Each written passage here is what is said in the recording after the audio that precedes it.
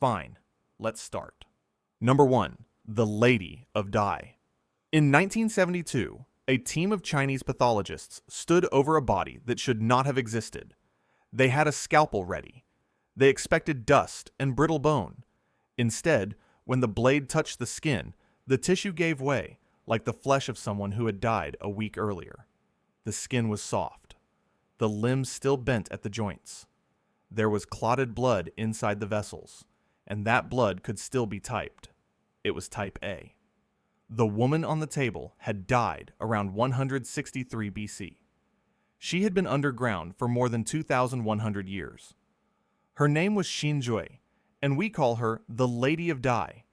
She was the wife of Li Kong, the Marquis of Dai, a high official of the Western Han dynasty. Her tomb was uncovered in 1971 and 1972 at a site called Mawangdui, near the city of Changsha, when workers were digging an air raid shelter for a hospital. They had no idea what they were about to open. She was about 50 years old when she died.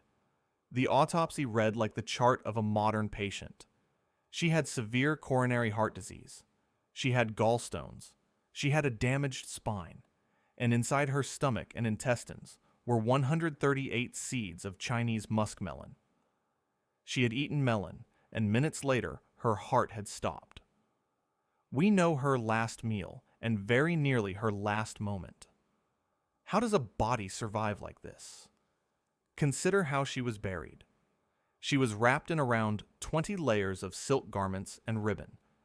She was placed inside 4 coffins, each nested inside the next, painted with red and black lacquer.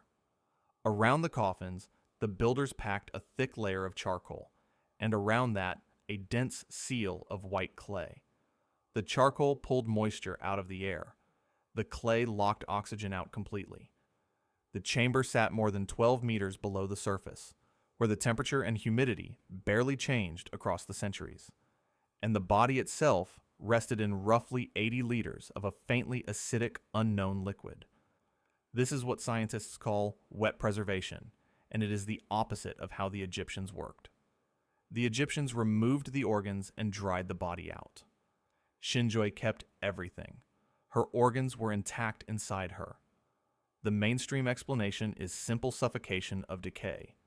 No oxygen, no bacteria, no rot. Others point to traces of mercury and herbal compounds in the tomb that may have killed microbes. A few imagine a lost embalming recipe, a secret technique that died with the dynasty. Whatever the truth, the seal was so perfect that decomposition only began once the excavators let the air in. Today, her reconstructed face looks out from the Hunan Provincial Museum. But preservation this complete did not require a marquee or a fortune in silk. Sometimes it happened to ordinary men, by accident, deep inside a mountain of salt. Number 2. The Salt Men of Chehrabad. In 1993, miners in the Chehrabad salt mine, near the city of Zanjan, in northwestern Iran, struck something with long hair and a beard. It was a human head, and it was not modern. It belonged to a man who had died well over 1,000 years before, and the salt around him had kept his face, his hair, and his beard almost perfectly intact. He was the first of at least 6 individuals now known as the Salt Men. They did not all die at once. Radiocarbon dating spreads them across an enormous span, from roughly 550 BC in the Achaemenid Persian era, all the way to around 640 AD in the Sasanian period. For more than 1,000 years, this mine was worked, and for more than 1,000 years, it killed. The first Salt Man had white hair, a beard, an iron knife, and a single gold earring. He is now displayed in the National Museum of Iran in Tehran. The reason he survives is chemistry. Salt is one of the most effective preservatives on Earth. It draws moisture out of tissue, and without water, bacteria cannot grow. The body dries from the inside out and is held, stable, in the rock. Most of these men did not lie down to die. They were caught in mine collapses, crushed by falling rock and salt, and sealed instantly where they had been working. One of them, Salt Man 4, was a teenager, perhaps 16 years old. He was found with a leather boot still on his foot, the foot still inside the boot. Inside the intestines of one of the men, researchers found tapeworm eggs, some of the earliest evidence of intestinal parasites in ancient Iran. These bodies have been studied for years by an international team, including specialists from the German Mining Museum in Bochum working with Iranian archaeologists. They used CT scanning to look inside without destroying the fragile remains, and isotope analysis of hair and bone to work out where the miners came from.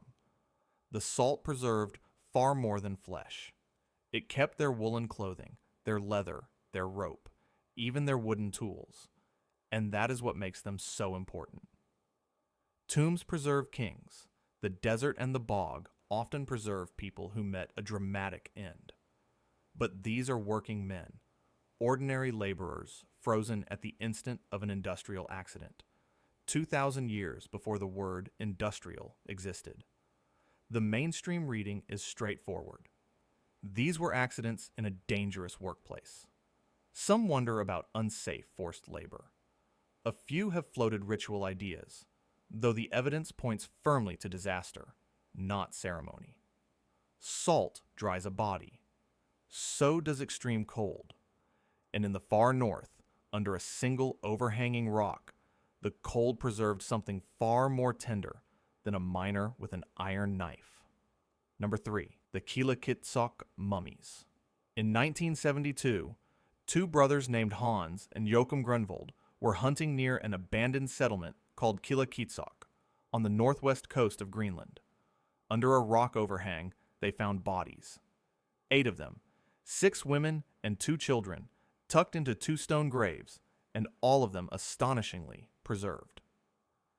Radiocarbon dating placed the burials at around 1475 AD among the Thule people, the ancestors of today's Inuit. No one embalmed them.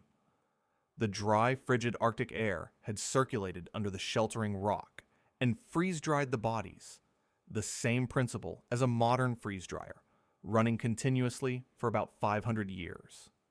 The image that stays with people is the youngest. A baby, roughly 6 months old, with a face so complete and so calm that visitors describe it as a sleeping infant rather than a body.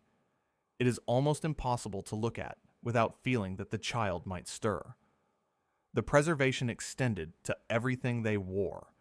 The 8 were dressed in around 78 separate garments of sealskin and caribou hide, sewn with the skill the Thule were known for. When researchers studied the women under infrared light, they found something invisible to the naked eye: facial tattoos on 5 of the 6. Isotope analysis of their tissue showed a diet built almost entirely on marine mammals, on seal.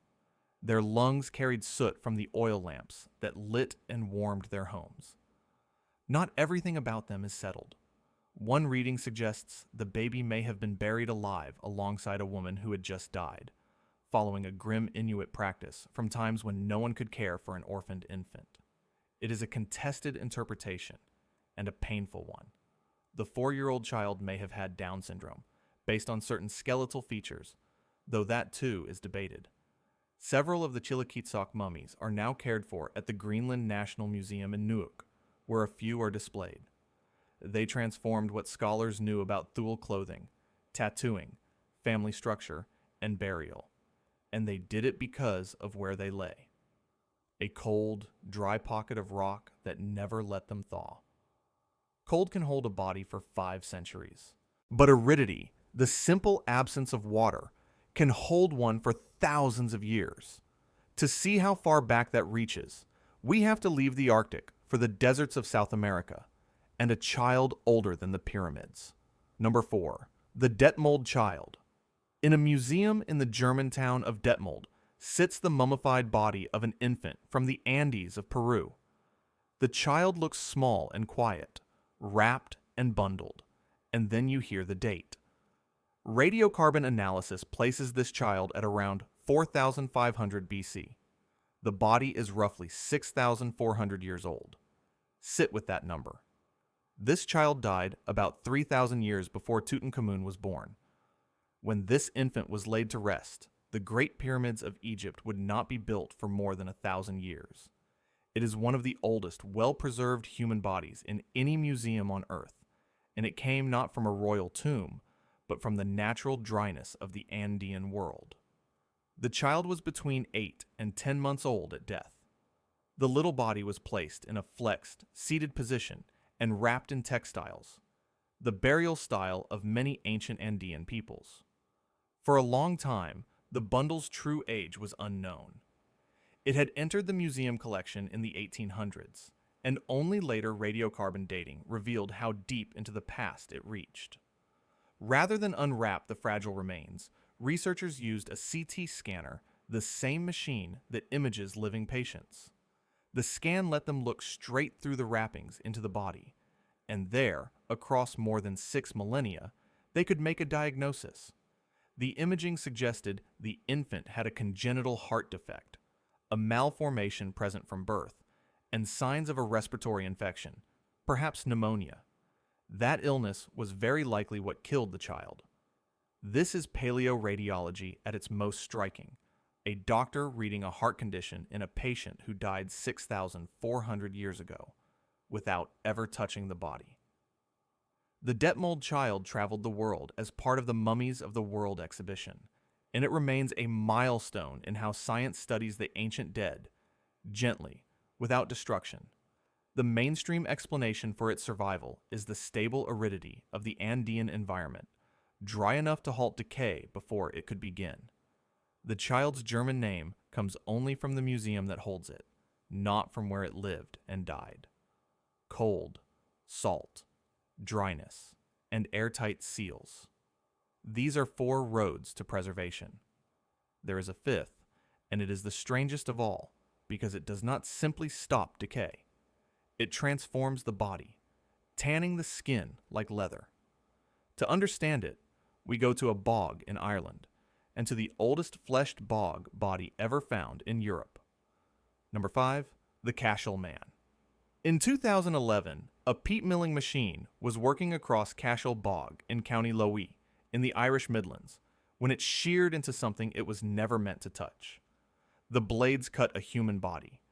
The remains were carefully recovered, and when they were dated, the result rewrote a record. The Cashel Man had died around 2000 BC, in the early Bronze Age. He is the oldest bog body, with flesh still on it, ever found anywhere in Europe, older than the famous bodies of Denmark and England by many centuries. He was a young man, curled with his knees drawn up. His skin and soft tissue had survived 4,000 years in the peat, even though the bones beneath had largely softened away, and the body told a violent story. There were deliberate breaks to the arms and back. There was a wound consistent with a blow from an axe, and a break in the spine. This was not a quiet death. The Cashel Man sits at the center of a powerful idea put forward by Eamon Kelly, formerly of the National Museum of Ireland. Kelly noticed that Irish bog bodies tend to turn up in very specific places, on the boundaries between ancient territories, often near hills used to crown kings. His theory is that many of these bodies were kings themselves, or candidates for kingship, who were sacrificed when the land failed, when crops or cattle or weather turned against the people. Cashel Bog lies near just such a possible inauguration site. To understand why the peat keeps a body at all, you have to understand the bog as a chemistry set. Bog water is cold, acidic, and starved of oxygen. The peat moss, sphagnum, releases a substance called sphagnin. Sphagnin binds up the nitrogen that bacteria need to feed, effectively starving the microbes, and it tans the skin, turning it dark and leathery like a preserved hide. The same chemistry that saves the skin slowly dissolves the calcium out of the bones, which is why so many bog bodies are soft and flattened. The mainstream view treats the Cashel Man as ritual killing, fitting Kelly's kingship pattern. Others read his wounds as judicial punishment or execution. Almost no one thinks a man with a broken spine and an axe wound simply fell into a bog. The modern peat machine damaged him, but it also revealed him, and in revealing him, pushed our timeline of fleshed preservation back to the dawn of the Bronze Age. A bog can keep a body for 4,000 years. It can also keep a face, and a face changes everything. Across the sea, in the Netherlands, a teenage girl was pulled from the peat with half her features intact, and more than a century later, a sculptor gave her back the rest. Number 6. The Lady of Cao. In 2006, on the dry north coast of Peru, archaeologists led by Regulo Franco Jordan were working at a crumbling adobe pyramid called Huaca Cao Viejo, part of the El Brujo complex in the Chicama Valley. Inside, they found a burial that would overturn an assumption held for generations. The body was a young woman, wrapped in many layers of cotton, and she had been treated like a ruler. She lived around 450 AD, among the Moche people, a culture famous for its pyramids, its vivid art, and its brutal rituals. She was only about 20 to 25 years old when she died, possibly from complications of childbirth. And across her preserved arms and hands ran something extraordinary: tattoos, spiders, serpents, supernatural designs inked into skin that had survived for 1,500 years. They are among the best preserved ancient tattoos anywhere in the Americas.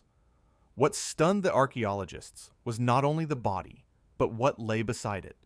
She was buried with gold, with crowns, with ornaments for the nose, and with 23 war clubs, the spear throwers and scepters that in Moche society stood for power, war, and command.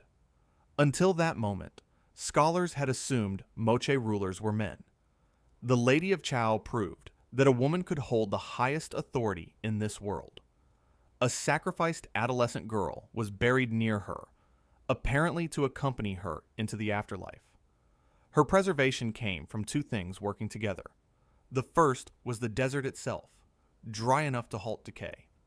The second was cinnabar, a brilliant red mineral made of mercury and sulfur, which had been applied to her wrappings.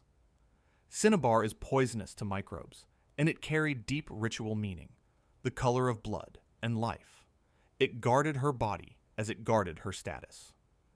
In 2017, specialists unveiled a forensic reconstruction of her face, and the young ruler looked out at the modern world for the first time in 15 centuries. She rests now at the Museo Cao, beside the pyramid where she was found. Scholars still debate exactly what she was: priestess, queen, warrior leader, or some combination the modern words cannot quite capture. What no one debates is that she changed the story of who could rule in the ancient Andes. Tattoos, cinnabar, and a reconstructed face. The same impulse to give the preserved dead their humanity back drove a sculptor in Europe to rebuild the features of a murdered girl. Her name comes from the village where the peat cutters found her. Number 7. The Yde Girl. In 1897, peat cutters near the village of Yde, in the Drenthe region of the Netherlands, lifted something out of the Styphean bog that terrified them. It was a body, small and dark, with reddish hair on one side of the head and a cord wound around the neck. The men were so frightened that they handled the remains badly, pulling out teeth and tearing away hair before anyone with training could arrive. By the time experts saw her, part of her was already lost. She was a girl of about 16. Radiocarbon dating later placed her death somewhere between 54 BC and 128 AD in the Iron Age. Around her neck was a woolen band, wrapped 3 times and tied, a cord used to strangle or hang her. And there was more. Near her collarbone was a stab wound. Someone had not only choked the life out of this girl, but had also driven a blade into her. Half her face and body were preserved with eerie clarity. The other half had been damaged, partly by the bog over the centuries, and partly by the panic of her discovery. Her spine showed scoliosis, a sideways curvature that would have shaped how she moved and how she looked to the people around her. Her hair carried the reddish tint that bog acids give to everyone who lies in the peat long enough. For decades, she was a body without a face. Then, in 1992, the anatomical artist Richard Neve used CT scans of her skull to rebuild her features in 3 dimensions. The result was a quiet, ordinary, deeply human face, the face of a teenager, and it traveled around the world. She is displayed today at the Drents Museum in the town of Assen. Why was she killed? The mainstream interpretations circle around ritual. Her youth, the cord, the stab wound, and the deliberate deposition in the bog all fit the pattern of sacrifice that runs through Northern European bog bodies. Others suggest punishment or execution. Some have wondered whether her scoliosis marked her as different in her community, an outsider chosen for that reason. The bog kept her body, and modern science gave her back a face, but it cannot fully give back her story. The bogs of Northern Europe did not only keep faces. Sometimes they kept a single telling detail, a hairstyle that a Roman writer had described in ink, waiting almost 2,000 years for the body that proved him right. Number 8. The Osterby Man. In 1948, peat cutters at Kolmor, near the village of Osterby in northern Germany, found a human head wrapped in a deerskin cape. There was no body with it, just the head, dark and tanned by the bog, and on the right side of the skull, a remarkable survival, the man's hair, still gathered and tied into an elaborate knot. That knot has a name. It is the Swabian knot, and we know that name because of a Roman writer. Around 98 AD, the historian Tacitus wrote a book called Germania, describing the tribes beyond the Roman frontier. In it, he described how the men of the Swabi tied their hair into a distinctive knot at the side of the head, a style that set free men apart and, by lifting the hair, made warriors look taller and more frightening. For centuries, this was known only from text and a handful of images. Then, the Osterby Man came out of the bog with the knot still tied. Radiocarbon dating places him in the Roman Iron Age, around the 1st or 2nd century AD, exactly the era Tacitus was writing about. The man was older, perhaps 50 to 60 years old. His hair, like the Yde Girl's, had been reddened by the acids of the peat. In life, it was almost certainly a darker color. His skull had been struck, and the head had been severed from the body, whether as the cause of death or afterward. Today, the Osterby Man is displayed at Schloss Gottorf in Schleswig, one of the great collections of northern bog finds. He is, in a sense, a fact check on an ancient book. Tacitus described a hairstyle. The bog produced the hairstyle, knotted into the hair of a real man who wore it 2,000 years ago. Why was he decapitated and his head placed in the bog? Interpretations range from execution to ritual decapitation to a cult of severed heads, a practice known among some ancient European peoples. What is certain is that the bog chose to keep the one part of him that told us the most. The bog does not lie, but the people who study it can be misled. For half a century, one famous bog body was understood completely backward, its sex wrong, its story wrong, until modern science took it apart and rebuilt the truth. Number 9. Windeby I. In 1952, in the Domlandsmoor bog near Windeby in northern Germany, workers uncovered the body of a slender young person from the Iron Age, around the 1st century AD. A band of woolen cloth lay across the eyes. For decades, the story seemed obvious, and it was repeated in books and documentaries until it became famous. This, people said, was the Windeby Girl, a teenage girl, blindfolded and drowned in the bog as punishment for adultery. The cloth over the eyes was her blindfold. A nearby male body was said to be her executed lover. It was a vivid, tragic, satisfying story. It was also wrong. In the early 2000s, the researcher Heather Gill Robinson examined the body again, this time with DNA analysis. The Windeby Girl was not a girl. The body was male, a teenage boy of about 16. And the more closely scientists looked, the more the old narrative fell apart. The boy showed no clear signs of execution. He had most likely died of illness or malnutrition, his body weakened by recurring sickness, visible as growth arrest lines in his bones. The dramatic blindfold was almost certainly just a hairband that had slipped down over the eyes as the body settled into the peat. And the so-called executed lover, the second body, turned out to date from an entirely different period. The two had never known each other. They had never been a couple at all. The peat had preserved this teenager beautifully, including brain tissue inside the skull, even as it softened the bones. Strontium isotope analysis was used to reassess where the boy had come from. Piece by piece, modern tools dismantled a story that generations had taken as fact.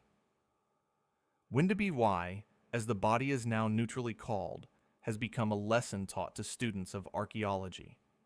It is a warning about how easily we project a story onto the dead, how a slipped hairband becomes a blindfold, and a sick teenage boy becomes a punished adulteress, simply because that is the tale we expect the bog to tell. The body is at Schloss Gottorf, near the Osterby Man.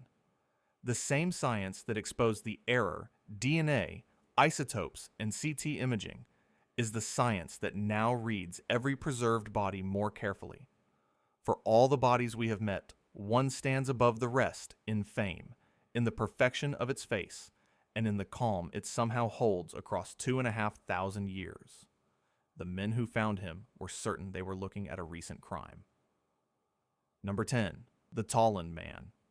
In May of 1950, peat cutters working the Bjeldskavdal bog near Silkeborg in central Denmark uncovered a man's face so lifelike and so peaceful that they were certain they had found the victim of a recent murder.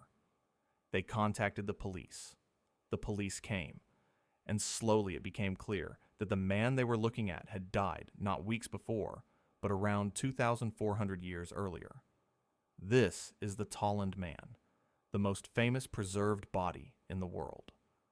Radiocarbon dating places his death at roughly 400 to 380 BC in the pre-Roman Iron Age. He died by hanging. The braided leather noose was still around his neck when he was found, the rope itself preserved by the bog. But it is his face that holds people. His eyes are gently closed. His mouth is closed. There is stubble on his chin. He wears a calm, almost thoughtful expression, as if he is asleep and might wake. He wore a pointed cap of sheepskin, fastened under the chin, and a hide belt. Otherwise, he was naked. His body lay curled in a fetal position, and someone, after his death, had taken the care to close his eyes and his mouth, an act of strange tenderness toward a man who had just been killed. Inside his preserved gut, scientists found his last meal, a porridge of barley, flax, and the seeds of various wild plants. He had eaten, and then he had died. The Danish archaeologist P.V. Glob studied him and wrote a famous book, The Bog People, in which he argued that bodies like the Tollund Man were ritual sacrifices, perhaps offerings to a fertility goddess the Romans recorded under the name Nerthus. In 1950, conservation techniques could not save the whole body, so only the head was fully preserved. It is displayed at the museum in Silkeborg, joined to a reconstruction of the rest of him. Science has kept returning to him. In 2021, a fresh study of his gut found the eggs of intestinal parasites, including whipworm and tapeworm, the ordinary afflictions of an ordinary Iron Age life. The careful noose and the careful positioning suggest a controlled, ritual killing rather than a random murder. The poet Seamus Heaney wrote about him. Millions have looked into that serene, impossible face. He is the reason a video like this can exist. The body that looks too perfectly preserved to be real. So how does any of this happen? How does a body cheat the one process that is supposed to be inevitable? The answer is that there is no single method. There are several, and each of these 10 bodies sits on one of them. The first is the sealed, wet, airless tomb, the method that kept Shinjoi soft and moist for more than 2,000 years. Charcoal and clay stripped away moisture and oxygen, and without oxygen, the bacteria that drive decay simply cannot work. The body was effectively suffocated against rot. The second method is drying, the removal of the water that bacteria and enzymes need to function. Cold does it, as in Greenland, where the Arctic air freeze-dried the Qilakitsoq bodies under their rock. Aridity does it, as in the Peruvian deserts that preserve the Detmold Child and the Lady of Cao. And salt does it most aggressively of all, pulling the water straight out of the Salt Men of Iran and holding them in the rock.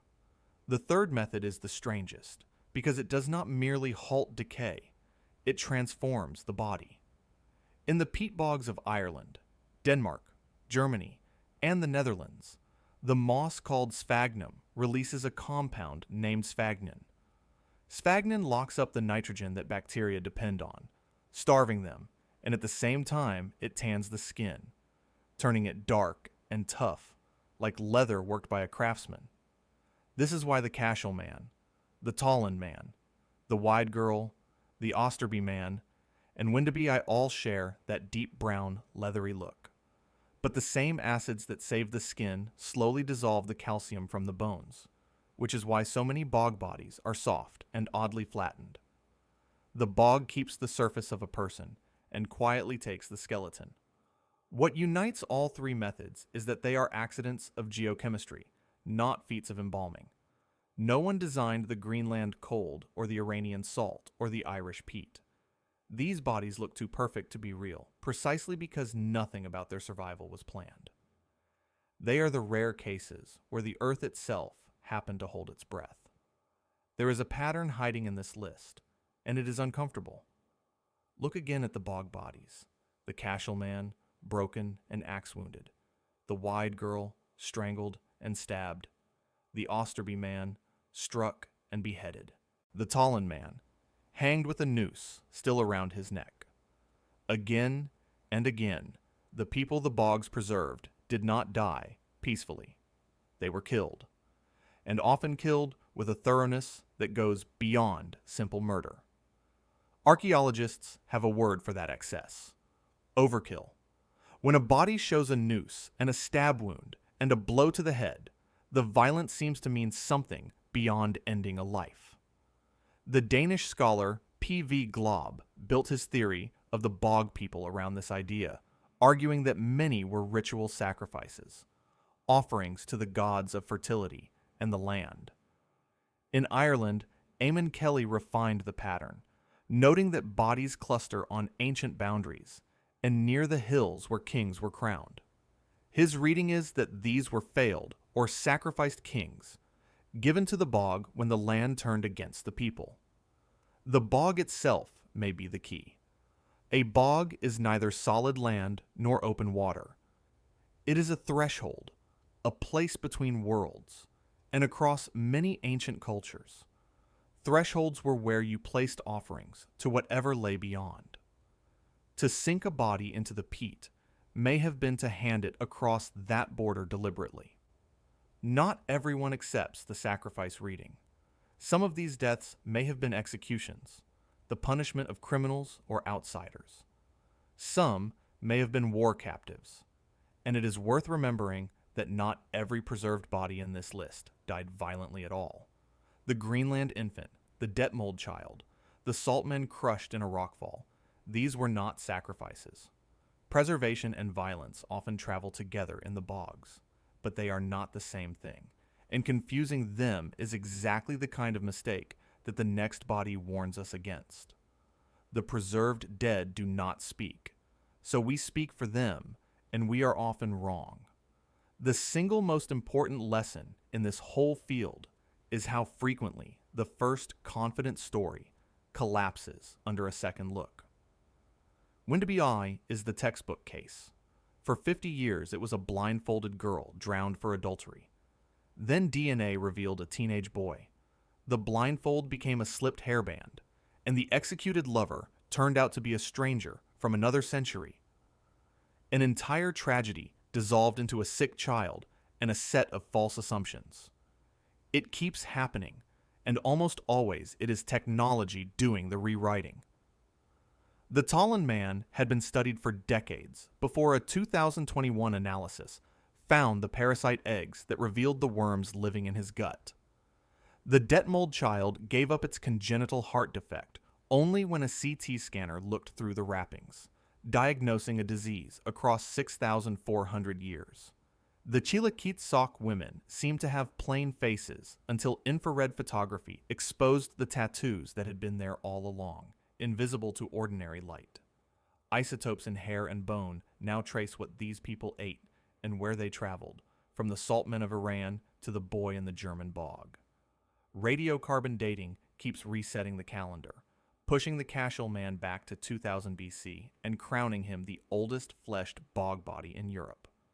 Each new tool turns the body back into what it always was. Not an object with a fixed meaning, but a dense packet of data that every generation learns to read a little better. That is the humbling part. We are not the final readers of these bodies. The scientists, 50 years from now, will look at our confident interpretations the way we look at the Windeby Girl story, and they will gently take them apart. The bodies will still be there, waiting, as long as we manage to keep them. Which raises a harder question than how they survived, or how they died. It is the question of what we owe them now that they are here. It is easy, looking at a face under museum glass, to forget that you are looking at a person. Every one of these 10 bodies was someone. Shinjue ate melon on her last afternoon. The Yde Girl was 16. The Greenland baby was 6 months old. They had names we will never know and lives we can only partly reconstruct. And the fact that the earth preserved them does not make them ours to use however we like. This is why the ethics of displaying the ancient dead have become a serious question rather than an afterthought. Some argue that putting a real human body in a glass case, however respectfully lit, turns a person into a curiosity. Others answer that the dead teach the living, that meeting the Tollund Man's calm face or the Lady of Cao's reconstructed features creates a connection across thousands of years that no textbook can. The facial reconstructions of the Yde Girl, the Lady of Cao, Shinjue, are partly an attempt to bridge that gap, to give the dead back their humanity instead of reducing them to specimens. There is also the question of who decides. Many preserved bodies come from communities with living descendants, and increasingly, those communities have a voice in how remains are studied, displayed, or returned home. The standard of non-destructive study, using CT scanners and imaging rather than the scalpel, is partly a scientific advance and partly an ethical one, a way to learn everything possible while disturbing the body as little as possible. There is no perfect answer, only a balance between the knowledge these bodies offer and the respect they are owed as people who once lived. And that balance is becoming more urgent, because the very conditions that preserved them for thousands of years are now, in our lifetime, beginning to fail. The bogs are draining. For centuries, peat has been cut for fuel and gardens, and across northern Europe, the wetlands that hold the bog bodies have been drained, milled, and dug away. It was a peat machine that found the Cashel Man, and a peat machine could just as easily destroy the next one before anyone knows it is there. Every bog that is drained is an archive emptied, its records of ancient lives gone before they can be read. The warming climate makes it worse. The chemistry that preserves a bog body depends on cold, wet, oxygen-poor conditions. As bogs dry out and warm, oxygen creeps in, bacteria wake up, and bodies that survive 2,000 years begin, at last, to decay. The same is true at the poles. The Arctic cold that freeze-dried the Greenland mummies is the cold that is now retreating fastest. Thawing permafrost and shrinking ice are releasing some remains even as they destroy the conditions that kept others intact. Each of these bodies is a single, irreplaceable life. There is only one Tollund Man, one Lady of Dai, one sleeping infant from Qilakitsoq. When one is lost to a drainage ditch or a warming bog, there is no second copy. The thing that makes them feel too perfect to be real, that uncanny completeness, is also what makes them so fragile. They are finite, and they are disappearing. They survived the people who killed them, the centuries that buried them, and the machines that nearly tore them apart. They reached across thousands of years to show us a face, a meal, a hairstyle, a heart defect, an entire human being held in suspended time. Whether they survive us, whether we keep the cold and the bogs and the dry deserts that hold them, is the one question they cannot answer. That part is left to us.